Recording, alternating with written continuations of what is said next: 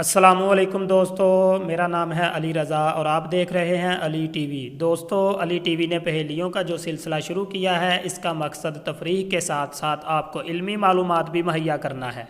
इस वीडियो में मैं ऐसे ही कुछ दिलचस्प पहेलियों का जिक्र करने जा रहा हूँ। नंबर 1, किस शख्स को वितर की नमाज में दुआए कुनूत पढ़ना मना है? दोस्तों, वितर इशा की नमाज में पढ़े जाते हैं और इनकी हैसियत वाजिब की है। अगर आप वितर नहीं पढ़ेंगे तो इशा की नमाज नहीं होगी। वितर की तीसरी रकात में दुआए कुनूत पढ़ना लाजमी है, लेकिन एक ऐसा शख्स है जिसको वितर की नमाज में दुआए कुनूत पढ़ना मना है। दोस्तों, बहार शरीयत में है कि ये वो शख्स है जो वितर की जमात में तीसरी रकात के रुकू में शामिल हो। इस शख्स को दुआए कुनूत पढ़ना मना है। नंबर 2, ना आयत सजदा पढ़ी और ना सुनी मगर सजदा तलावत वाजिब हो गया, इसकी सूरत क्या है?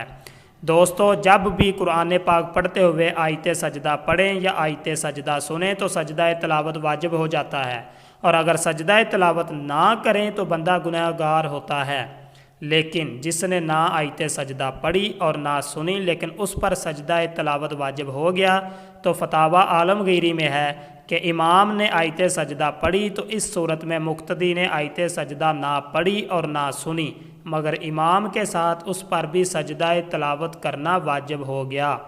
नंबर 3, वो कौन शख्स है जो फौत हो जाए तो उसे ज़मीन में दफन नहीं किया जाता?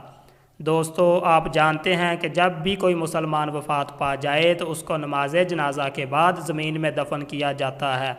लेकिन जो मुसलमान के समुंदर में बहरी जहाज़ या कश्ती में वफ़ात पा जाए और साहले समुंदर दूर हो तो ऐसे मुसलमान मुर्दे ज़मीन में दफन नहीं किए जाते बल्कि पानी में डाल दिए जाते हैं।